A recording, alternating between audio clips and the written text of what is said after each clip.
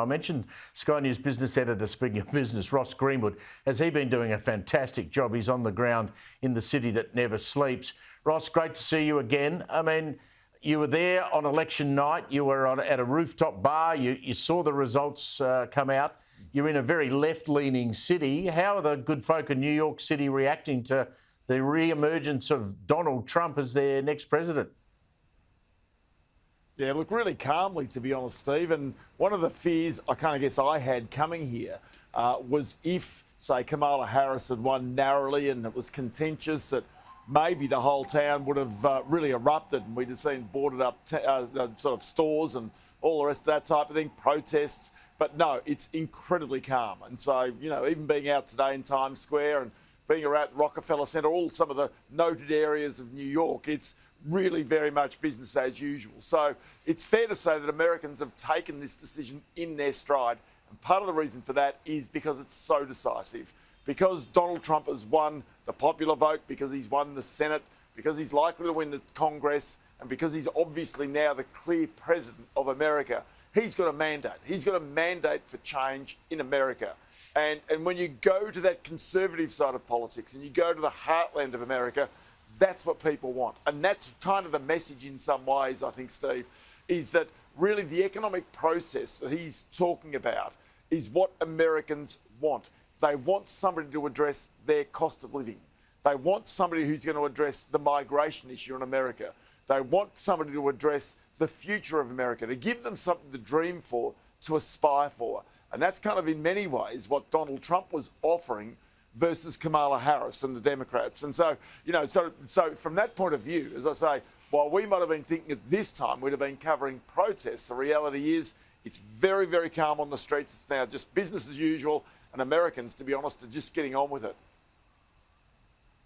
Well, you've been to New York many times. I mean, New York's not America. We see that now, don't we? You look at the map, and you look at that map after that election result, you've got a smudge of blue on the West Coast and a smudge of blue on the East Coast, and everything in the middle is red. I mean, I guess if you work and live in New York, even if you commute from some way out, you're not really too worried about the cost of living because you've probably got it covered. Oh, it's so true, right? So the interesting thing is, even if you start to go to the upper Hudson around here to the north, you start to find that, you know, maybe you'll start to find some Republican areas. But the truth is, here in the heartland, it is dead set Democrat. But that said, Donald Trump even picked up a big swing here in New York. And the reason for that is migration. The number of migrants coming into New York City is really something that's alarmed Americans, not just here, but all over, where people have been dispersed. And therefore, it's a little like go back to the Howard years when, you know, Australia had people coming across the borders. Who voted, therefore, for, you know, sort of John Howard in those years? Who voted here for Donald Trump? It was migrants in many cases. You know, migrants who'd come here legitimately, who suddenly saw that really, you know, people coming without the visas, without the necessary certification, without the hoops they had jumped through, they suddenly said, hang on, is this actually fair? And so from that point of view, there is again a message for the Albanese government. And this is not just, you know, the reaction on the stock market, as Robert Carling's been talking about. It's also the reaction of Americans themselves to the higher cost of housing.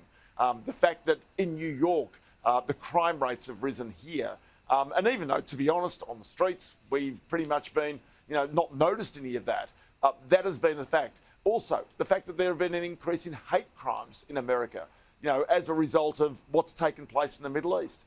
That's a real thing. So people have voted for all of these things. So, you know, one person who I really rate very highly, you know, when we've sat there and sort of talked to so many people over a long, long period of time, you know, is the New York Post columnist. So Miranda Devine was formerly with the Daily Telegraph, come here, written a couple of great books about Joe Biden and his son, Hunter Biden, and what she claims is corruption inside America. So, well, today I caught up with her in Times Square, and what she gives is the parallel between America and Australia, and what, in particular, Anthony Albanese has to learn before he goes to the next election. Otherwise, he could lose it. Have a listen.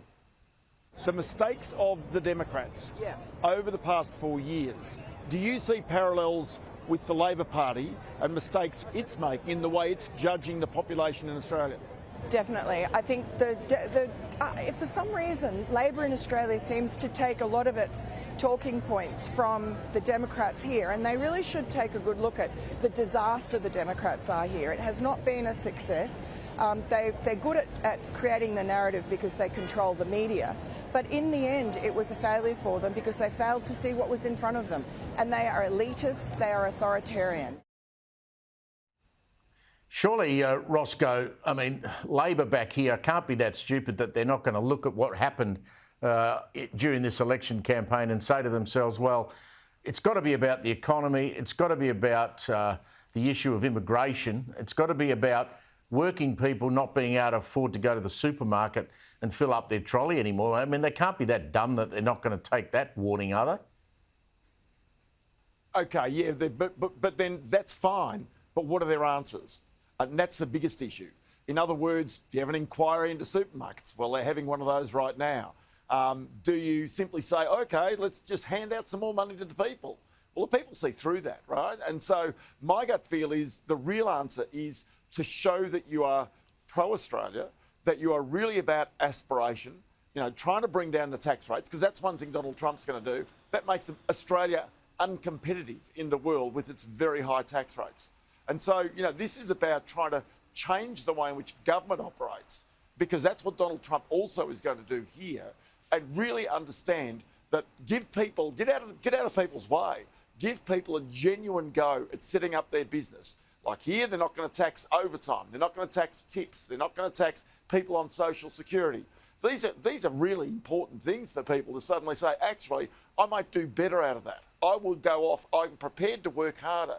In Australia, what do? We're now suddenly saying that the people who are driving Ubers, oh, now, hang on, you're part of the industrial relations system. We need to find out who you are and all that type of thing. So it's just like, get out of people's way, for goodness sakes. And I think that really, if anything, is a message for both political sides in Australia, that you come from this American election, that the people have really expressed in a very significant way, and that is, please, get out of our way, let us get on, and ultimately the government will be repaid by people working harder and ultimately paying more taxes.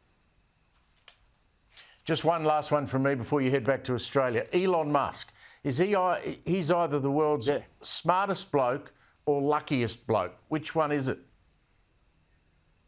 Look, given the fact he's the richest man in the world, right, and he's the man who's created SpaceX, and he's grabbed rockets out of the air, and he's now owns Twitter, or X as they call it, and he's also created Tesla. I'm going to go that, yes, he's maybe a bit wacky in some of his behaviour and all that sort of stuff. You've got to say he's the smartest bloke in the world.